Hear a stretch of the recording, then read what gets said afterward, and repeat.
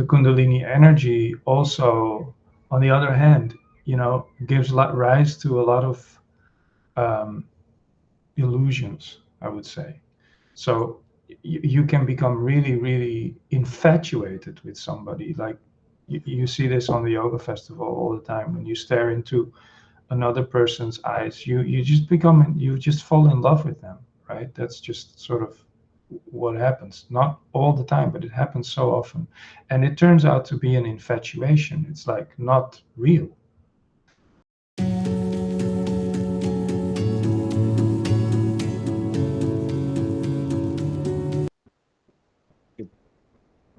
Good morning, good day, good evening, good afternoon, wherever you are. Welcome to the Kundalini Awakening podcast from Karma to Dharma.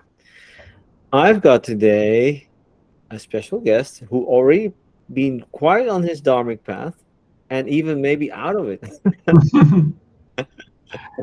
I met him on the many trainings and the retreats that we give from the Kundalini Yoga Club in the Netherlands. He leads all our Aquarian sadhanas. Never has he been sick. He's always there to lead us with his beautiful music and singing and voice. I want to introduce you to Jelmar Manuel, but some of us know him as Gurparkas. Welcome very much. Thank you. Happy to be here. Yeah. Where are we calling from? Where are you calling from? Which place? So I'm calling from the Belgian border. I live close to the Belgian border, close to Antwerp, actually. It's very quiet around here, very windy, but very nice. A place where you can hear yourself. Yeah, for sure, for sure. Nice, nice, Yeah. nice. Hmm. And I always kick this off, right? So you are a yogi, or you do a lot of. You've done, I think, you've done more yoga than many of us might do in our lives. But tell us, how do you start your morning after doing the yoga? What is your favorite drink? So you told me before the talk that you were going to ask me this, and I was like, Yeah. oh, because I drink coffee in the morning. And I know this is kind of a no-no, according to the many yogic traditions, but I I once read a book about meditation. This was a Buddhist meditation book, and it was about the guy said, in the morning I have a cup of coffee and then I do my meditation. And then I was like, oh, so that's possible, and it is possible. Well, I must say a lot of us have coffee in the morning. Yeah. I think it's still on 50-50, maybe, the people I talk to. Yeah. So you're not so unique in that No. All right. All right. Don't worry. Um, me myself, I do take tea, but sometimes I feel that I need a bit of fire, and then I just enjoy a nice cup of coffee. Um, and you're also the partner of Guru Deva, correct? I am the partner of Gurudeva. Yeah. Yeah, she Yeah. was here on the podcast earlier already. Yeah. Um, Totally. Yeah. she was very, very passionate about teaching. And where did you two meet? So when I was learning Kundalini Yoga, I don't know really where to start with this because it's such a big story. But at some point, I was living in Amsterdam, right? And I was going through my teacher training and everything. And I once played on oh, this is going to be a long story. Go ahead.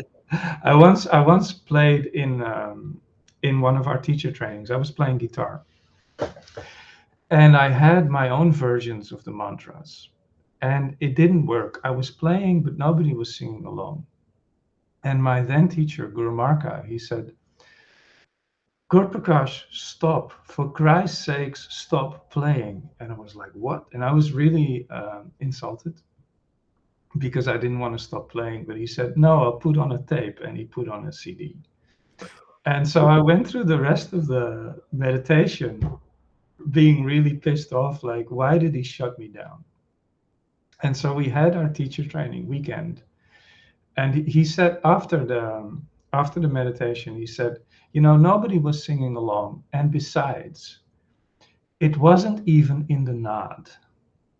That's what he said to me, and I didn't know what the Naad was at that point. So I had been sitting with this question the whole weekend, like, what is the Naad, and how do I get into the Naad? And we went through the weekend, and there were people laughing, there were people crying, there was a lot of emotions, but all I could think about was, how do I get into Naad? What is the Naad, Jelmar? Yeah, so I'm coming to that. Okay, good. So at the end of the weekend, I requested a conversation with my teacher then, and I said, like, in his room, and I said, I have two questions for you. He said, okay.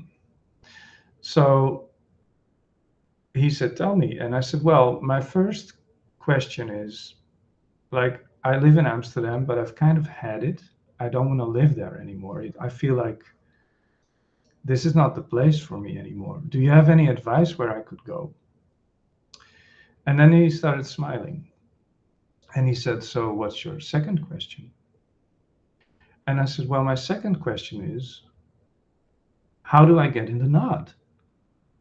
How do I get into that? And then he started smiling even more. And he said, I'm starting a yoga center in Heidelberg, in Germany, and you could come. And you know what the funny thing is? It's called Naad Yoga Center. And we both laughed because that was too weird to be a coincidence. And it was like one of those lightning moments where you knew, holy shit, everything's going to change. And that's when I decided that I was going to join him with building his yoga center. And I thought I was going to be a manager or something like that. But I was just too young and arrogant to really understand what my role would be. But when I then, after a couple of months, got rid of my house in Amsterdam, and I moved to Heidelberg without ever having been there, on the 14th of July. What what That year? year, yeah, it was like the middle of summer. But which year was that? Uh, I don't remember exactly. It was 2006, 7, 8, something, a long time ago. And that's where I met Gurudeva, because she was the manager of the yoga center. And I was the guy that was supposed to run everything else. Like I had to help with the renovations in the yoga center and also teach at the same time. So I was very busy. And it was just the two of us all the time. And it didn't take very long for us to fall in love. And now we're married already for many years. Nice. Yeah. Yeah. I think we've known each other for 18 years or something like that. Yeah. Yeah. Yeah. So that's how I got into the Naad. So the Naad, which is like, the Naad, of course, isn't just the yoga center. The Naad is like the original sound vibration that creates everything. So this has been my quest in a sense. Like, how do I tune into that vibration? And yeah. And your spiritual name, Gur Prakash, does that connect to that? Not necessarily, because Guru Prakash is not about sound, but it's about light. I mean, you could argue that it's all the same, right? But Gur means technique. So Gur is like short for guru, and it means technique. So the technique of, and Prakash means light or manifestation. So it's the technique of bringing light into the world. And you do that through singing. I do that through singing. Yeah. Yeah. Yeah. I also do it in other ways. Yeah. Yeah. So how long have you been a yogi? So my first yoga festival was the one in 2005. So I started a year or two before that. Yeah. Yeah. And what led you to that starting of yoga? Oh, that's kind of a dirty question. So in when I was really, really young, I read a book by a guy called Hans ten Dam, who did a lot of research into um, uh, reincarnation, these kinds of things. And he was talking about Kundalini and Kundalini energy.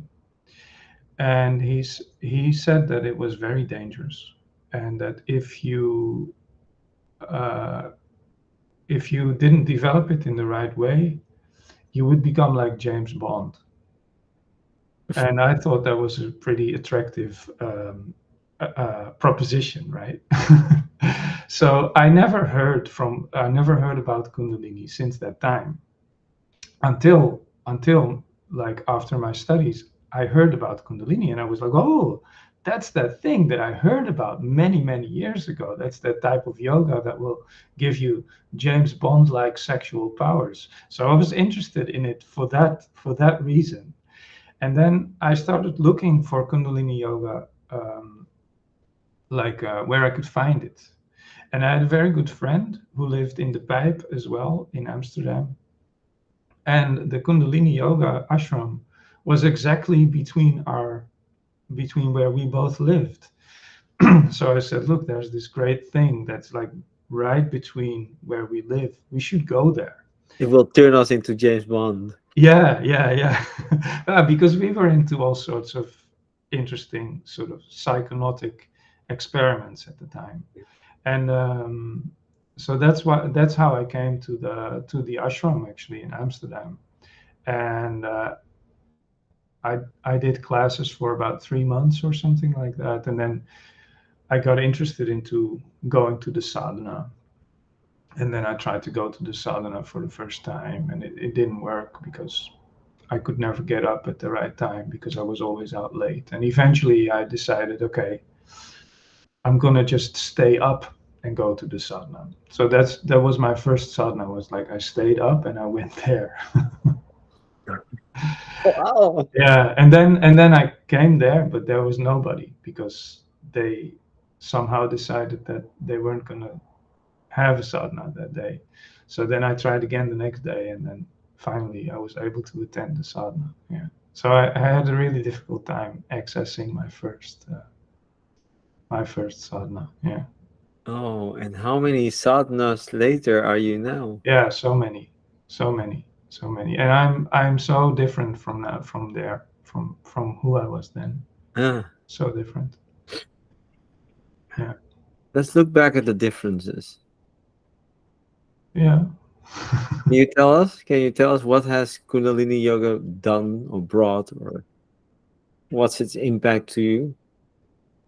Yeah, so for me, like one of the central things in my life has always been that I've had a really bad relationship with my body. Not necessarily with the way it looks, but the way that it feels. Like it always felt like a prison to me. And I always wanted to escape that prison, so I did this through drink and drugs and all sorts of things. And I never really came to my body and was able to experience things in my body, and that was the key. But it took me many years to really dive into my body and start experiencing things in my body. And then of course it took me many years to get rid of all those habits that I had in that time. I no, I think like drinking coffee in the morning, that's one habit that I still have. But I used to smoke so much, for example, like crazy. Yeah, so there were many things that I needed to defeat in myself to be able to not die essentially, and live a healthy life. Yeah, yeah, Hmm.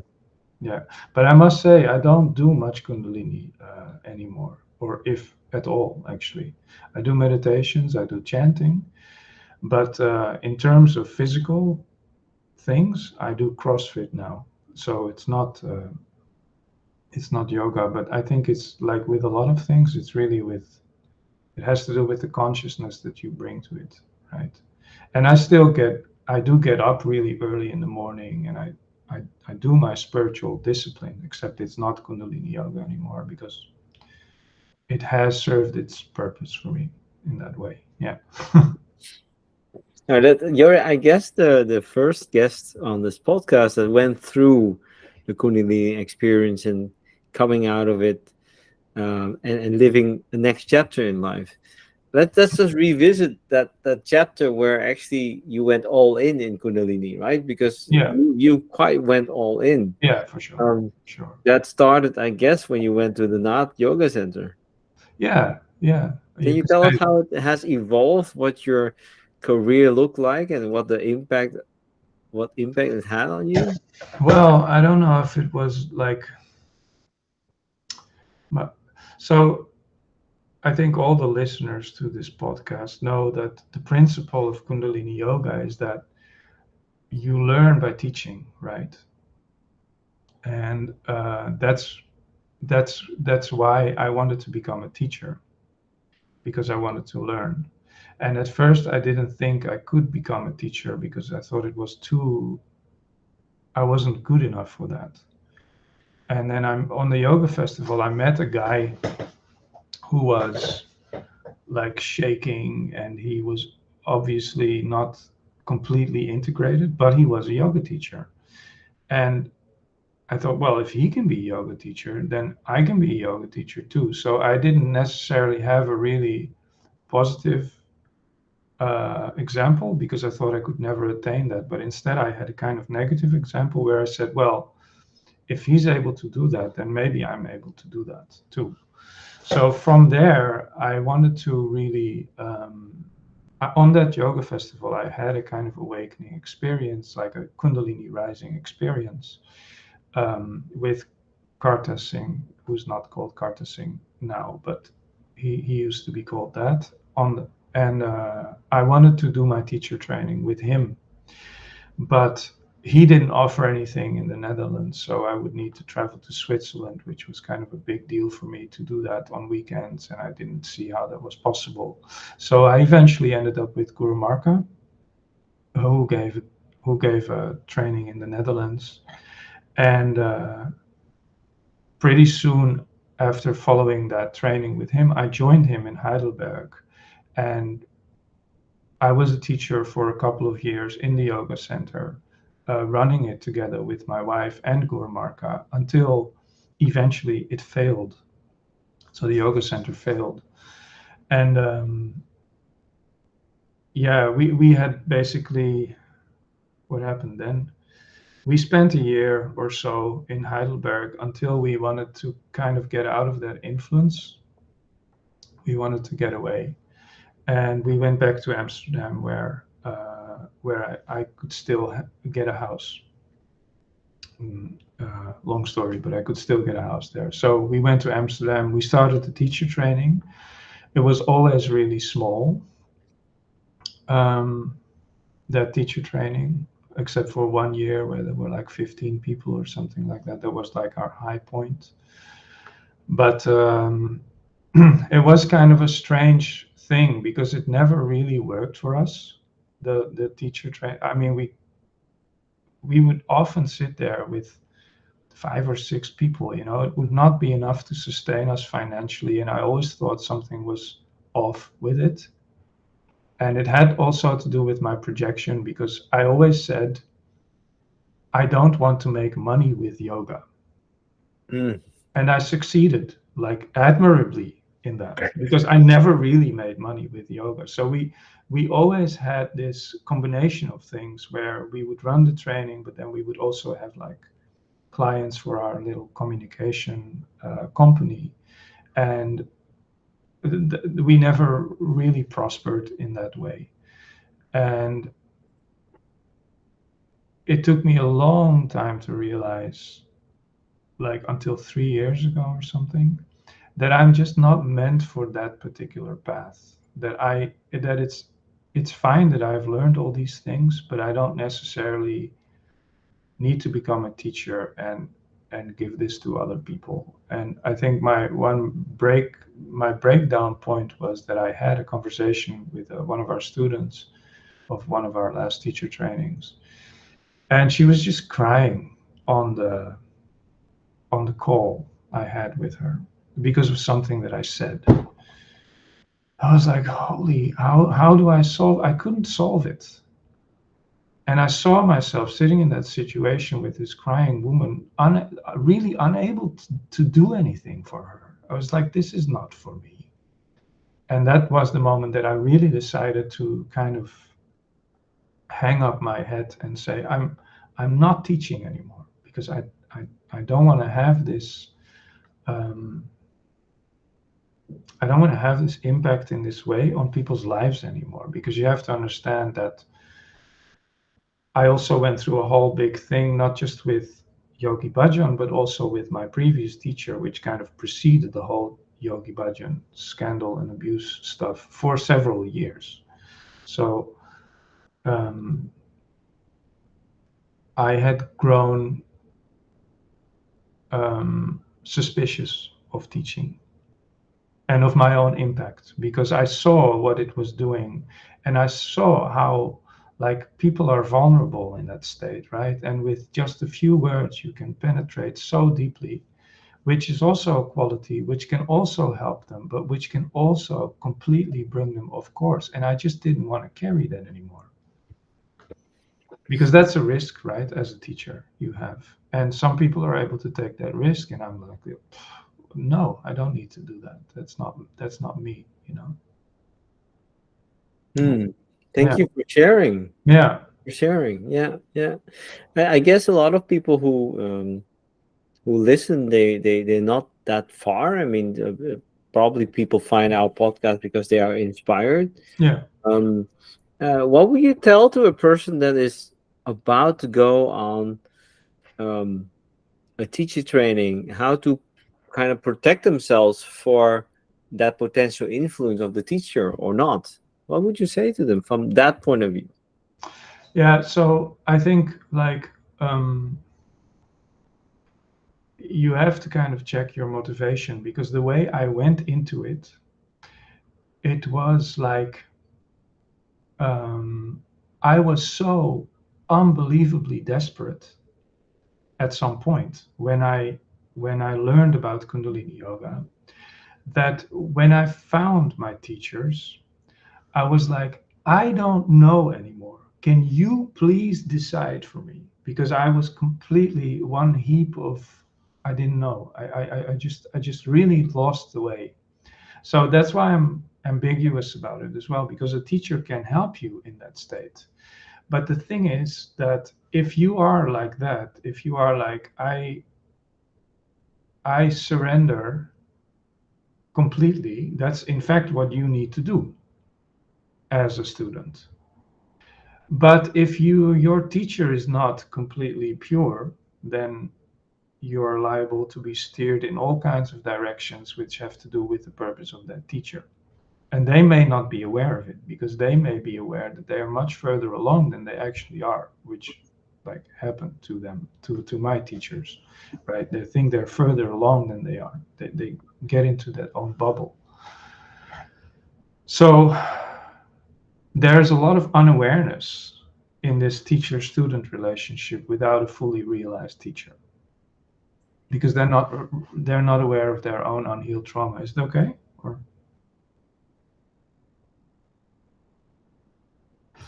so, in a sense,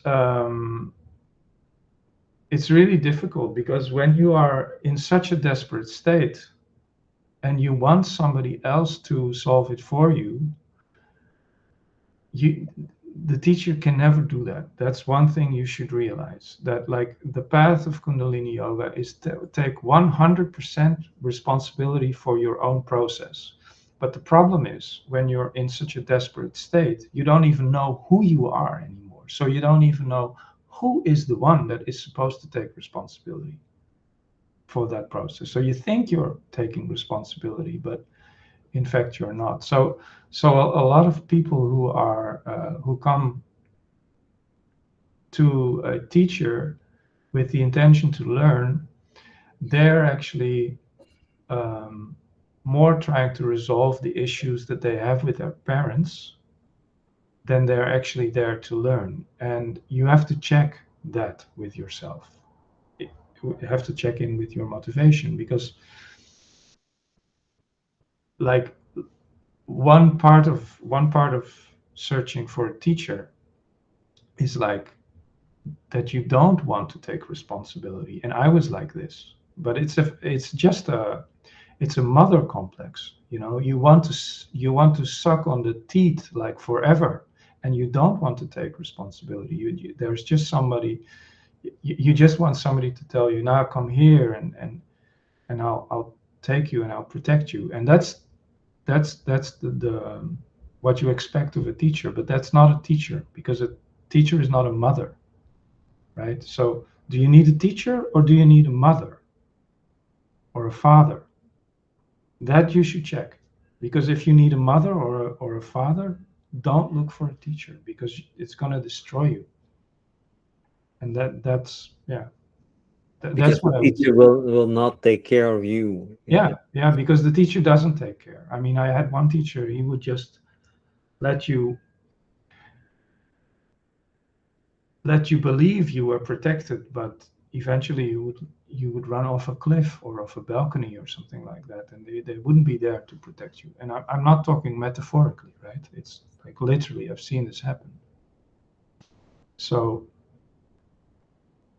yeah. Oh no, thanks for sharing. Yeah. I believe, no, I don't believe the purpose of this podcast is to make people aware of the complete path. Finding. But that's not every teacher, right? Mm. And so it's a difficult balance, because there is a sense in which you are well off if you are somewhat reserved towards the teacher. But on the other hand, like Pema Chodron, I think she says, when you meet a true teacher, get as close to him or her as you possibly can. So there's a huge tension there. Because if you always protect yourself, you never open completely, then the teacher also can't really do that work, because you're guarded, and it's the teacher's work to make you get rid of that guard. So it's a completely paradoxical situation that I'm glad that is all behind me. No, it's quite a challenge. I It do. is. It is. It really is. Yeah. Yes, yes. I do think that many people do not realize the responsibility a conscious teacher is taking upon themselves, Yeah. because they are very influential at certain stages at a teaching stage, and it's very important to find a proper group of teachers, and maybe not even one, and check out the people who already did a training, and just see the how people came out of it. Um, uh, yeah, it's so important to. Yeah, but I mean, when I found my sort of second teacher, I was very much I had this principle. I said, okay, I'm not going to look at him. I'm going to look at the people that follow him. And I was very impressed with these people. But I only found out later that they carried certain wounds, which caused them to behave in a certain way, which caused me to be impressed by them.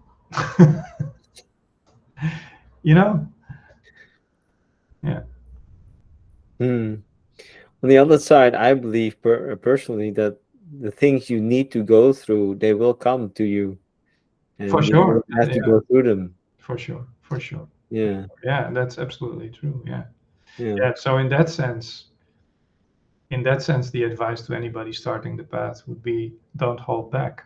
But it doesn't matter, once you've started the path, and I really believe that there is no way back. You have to go through. And you went through. Yeah, you have to go through. Yeah. Mm. Yeah. And so I believe you had tens of years, or I don't know, more than a decade of teaching, I guess, Yeah. right? Yeah. Yeah. Like, I think 18 years or something. Yeah. Mm, More mm, than wow. 18 years. Yeah. 18 years, yeah, the changing of a life's energy, right? Level one, level two, all kinds of retreats, all kinds of things. Yeah. So you Only were. to find out after a long time that it wasn't really for me. Yeah. Yeah. Yeah. And what do you take away from this journey? What has it given you?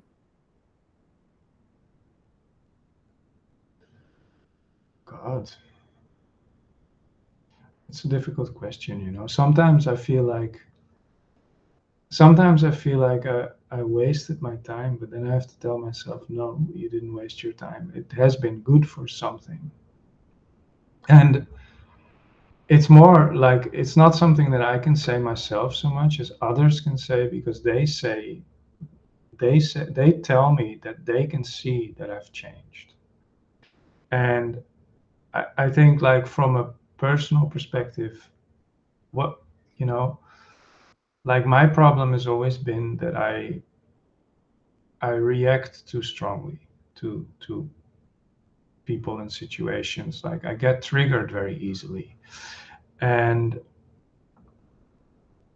teaching has helped me make a bit more peace with that, because when you're, I think one of the crucial things from teaching is that you have to take in this sort of super ego position. And I don't mean ego in a bad way. It means more like you have to take on another broader perspective of your own functioning in relation to the other person. If you're a teacher, you can't just be totally subjective and be on a one-to-one thing. I mean, you can, but that's not how it works in Kundalini Yoga. So you have to have a broader mindset. You have to have, and that has given me much more of a better understanding of who I am in relationship to other people. I think that's the most important thing that I took away from teaching. Yeah. Yeah. Do I feel also that you're in a way also kinder? Yeah. Yeah. Yeah. Yeah. Yeah. Yeah. Because we But always say, you know what, Sandesh?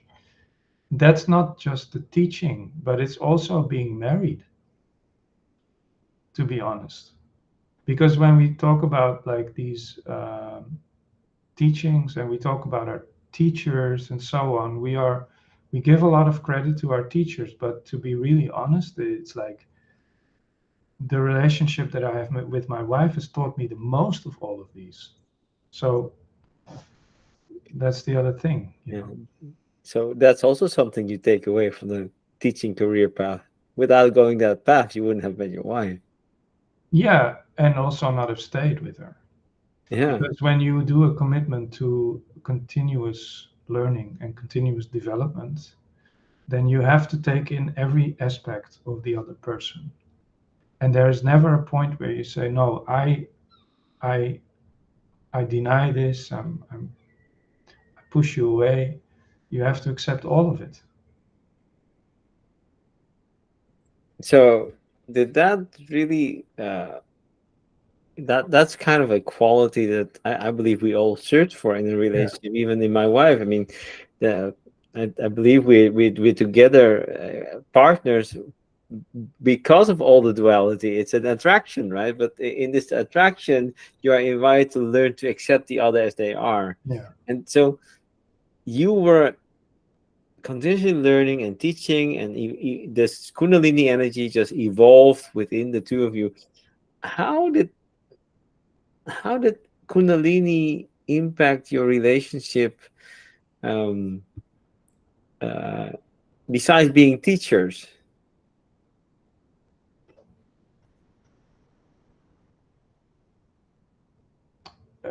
No,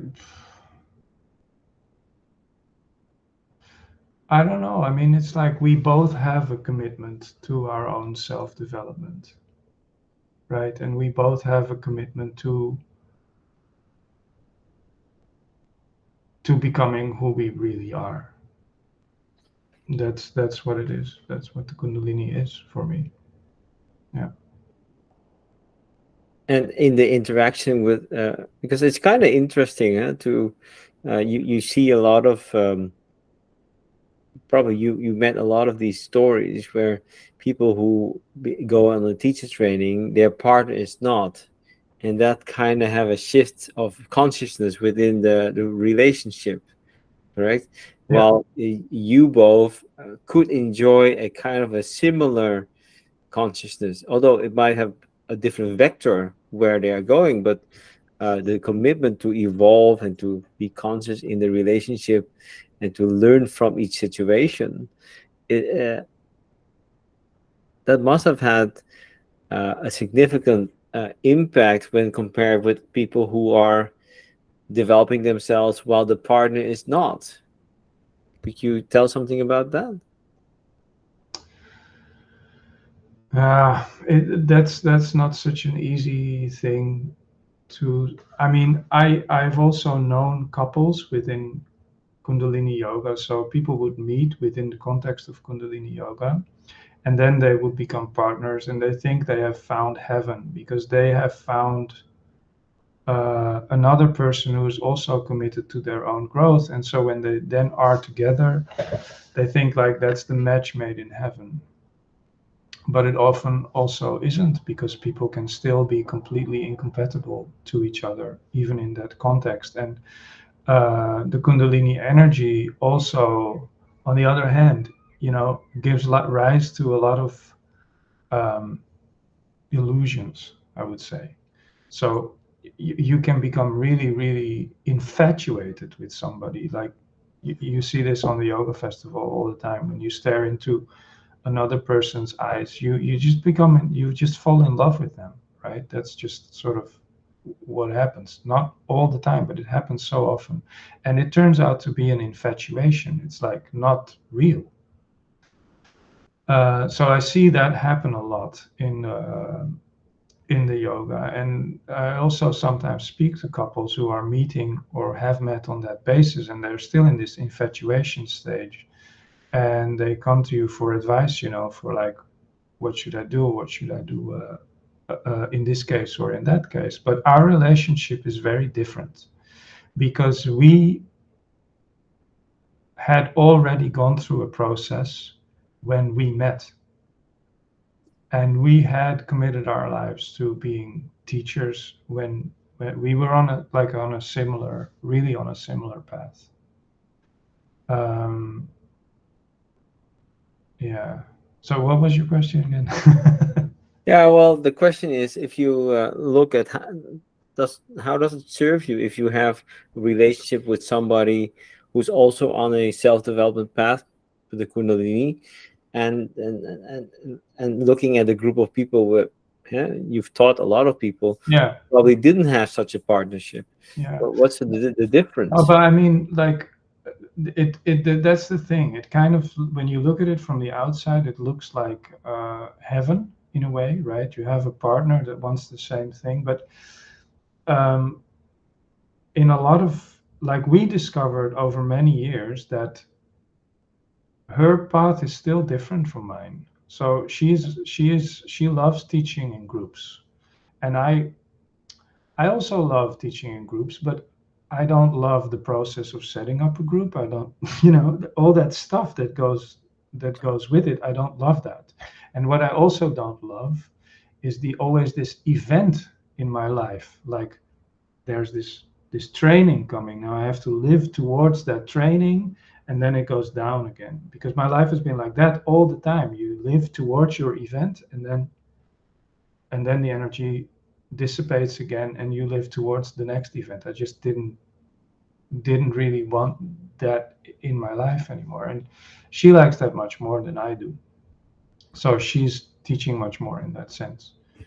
Yeah, yeah. And what is the chapter of Jelmar Manuel looking live chapter looking like now? Yeah, so I mean, like, I never really thought I would come back to spirituality until I had the idea of creating my app. That's what you're asking about, right? Yeah. So I do a lot of stretching. So no yoga, but stretching. And during one of my stretching sessions, which I do with an app, I suddenly realized, hey, all these people that are wanting to meditate, are wanting to chant, they could use an app as well. And that's how this idea was born. And since I was working in the technology space in that time, I realized that I could pull this off. And there were I always had a lot of listeners to my mantras. So I used to always have around 2,000 listeners every month on Spotify, which is really a lot, until something happened and that number went down. But it was related with Spotify. So I knew when I create a mantra, there is an audience for that. So I already knew that. And that was the inspiration to create this app now, which is just an app to help people chant, right? Yeah. For me, the first impression is another meditation app. Aren't there like thousands of these apps? Why or what makes it different? Yeah, so I guess there are 1,000 meditations apps, but there are not that many apps that are specifically geared towards chanting and chanting only, because I think there's like you have like different levels in meditation, right? Not not like one, two, and three, but it's like there are a lot of meditation apps which just sort of have soothing sounds and just help you get to sleep and so on. But that's not really meditation. That's kind of it helps you calm down. It's a good idea, right? But It's a form of meditation. yeah, I mean, it's like what most people need nowadays because they're so wired and they're so hyper that the first thing they need is calm down. So in that sense, that's the purpose that these apps serve. But anybody that has used these apps also know that they may help you fall asleep, but you don't get much further than that. So for that, you need other types of meditation. So then you can start breathing meditation, for example, which is like um, also a great way to meditate. But with chanting, you don't need to concentrate so much. It's just something that you do, right? You just chant, and the magic kind of happens by itself, and the energy starts flowing by itself. So it's just a much easier way to meditate than most other ways. So that's part part of why, yeah, part of what sets it apart, I think. Yeah. Can you, for the people who probably did not chant before, you said the magic happens while you chant. How does that work? Explain a bit more technical for them, so that they maybe can rationalize it also. Yeah. So it's difficult to ration. I mean, everything is vibration, right? So when you chant, you create these vibrations in your body, and they change your energy. Just that's just how it happens. And there are more sort of scientific there is more scientific research that's sort of being done in that area, but really I think this is just something that you need to experience. Chanting is something that you need to experience. You need to chant for a while, and you need to understand how am I feeling before I'm chanting, and then how am I feeling after chanting. And that's the only validity that you can seek out. You have to try it for yourself. There is nothing um, necessarily from a scientific point of view that makes sense. You have to try it for yourself if it works for you, because not every type of meditation works for every type of person. That's the other thing. Yeah. And does it help with people who actually do not dare to speak out? I mean, is this let's say, okay, if you don't dare to speak out, probably it's not for you. If you Or don't dare to speak out. yeah, because a lot of people actually, when you teach, they take it. There's a barrier for sure to step over it and then to voice out, right? Yeah, if you do it in a group, because I've always taught chanting when I was teaching. Not every teacher does that, but because I love chanting, so I always would bring it into my teachings. And sometimes you would get people who are totally new and they would be shy to do that. But I would explain to them that like a lot of yoga is doing things that you are not used to because it's breaking the pattern of doing the things that you are used to. And chanting is one of these things. So chanting is just a way of doing things in a different way that you would normally do. And you approach it like an experiment, like your body and your mind is a laboratory, and you start changing things in that laboratory. You start breathing in a different way, moving in a different way, chanting in a different way, using your voice in a different way, and then things will change in that mind body system And that's how I explain it to people. They should approach it like an experiment where you're just changing one variable and then you see how what happens in that whole system. Yeah. So do not do anything else. Do not try any other exercises. If you want to understand the impact of chanting mantras, just while you're cooking, chant a mantra. Put on the app, right? Then you're cooking. Yeah, yeah. Yeah, no, I mean, of course you can do these things while you're cooking. I think it's best to just sit down and do it as a dedicated practice. But of course you can also do it in other ways. Um, so many mantras exist. Yeah.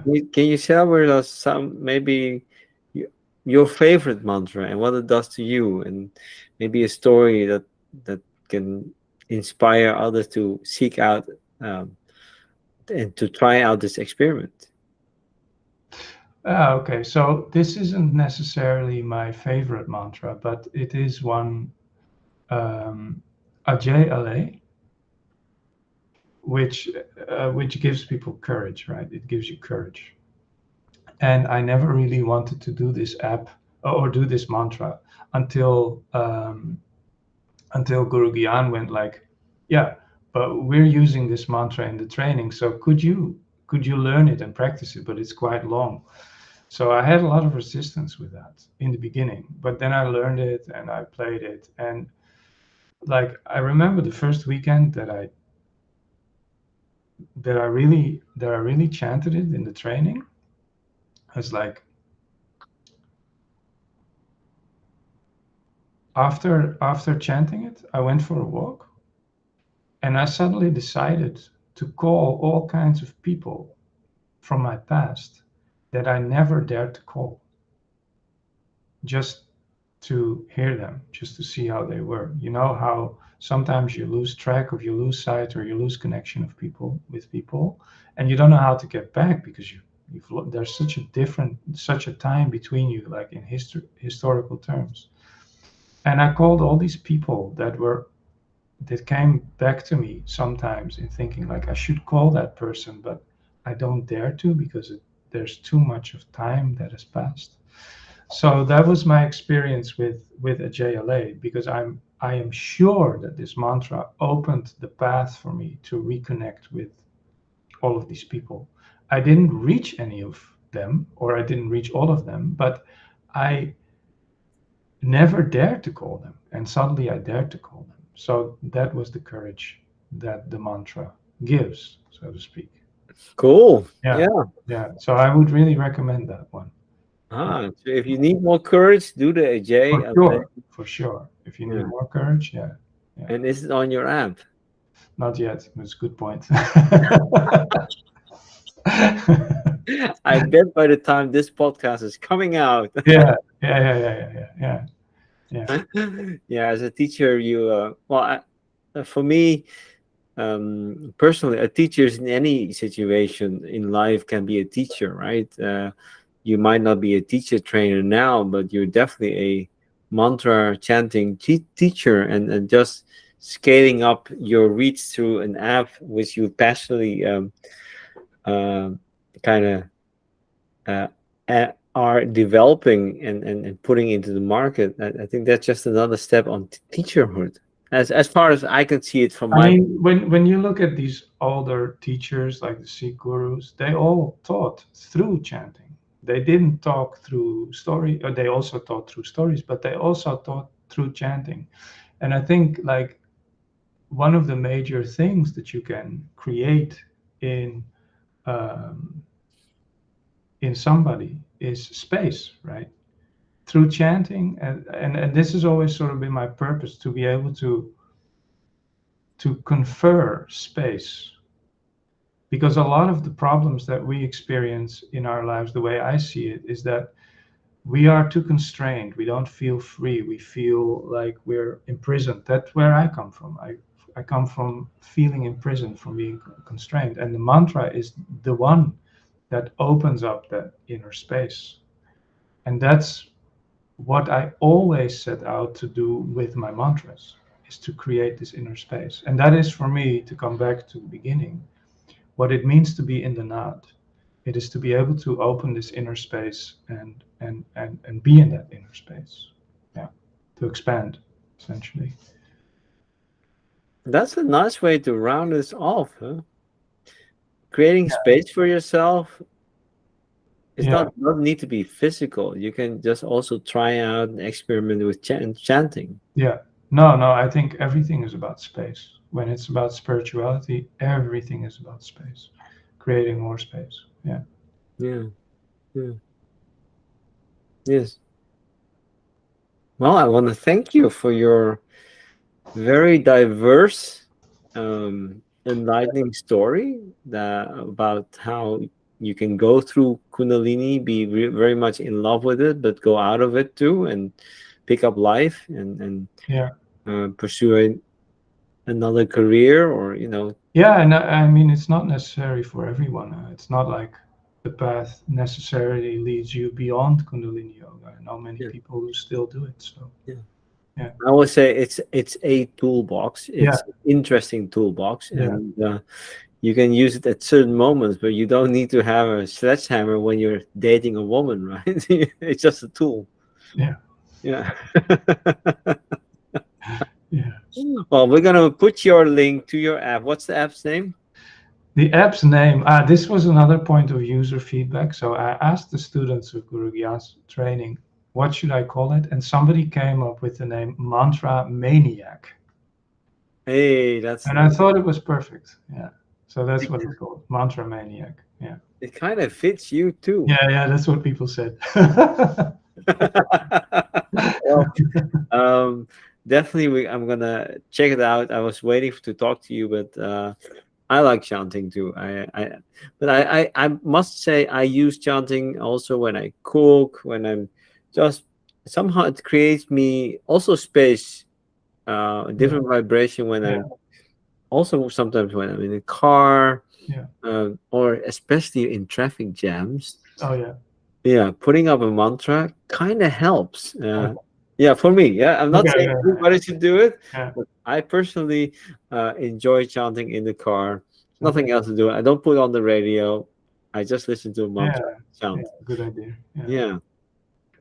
Thank you so much for helping to inspire others. Jelmar, Manuel. I hope you a good podcast. Yeah. And we see each other in the next training, probably. Sure. Quite soon already. Yeah. Thanks so much, Anders. Take care. Satnam. Yeah. Thanks for having me. Satnam. Ciao.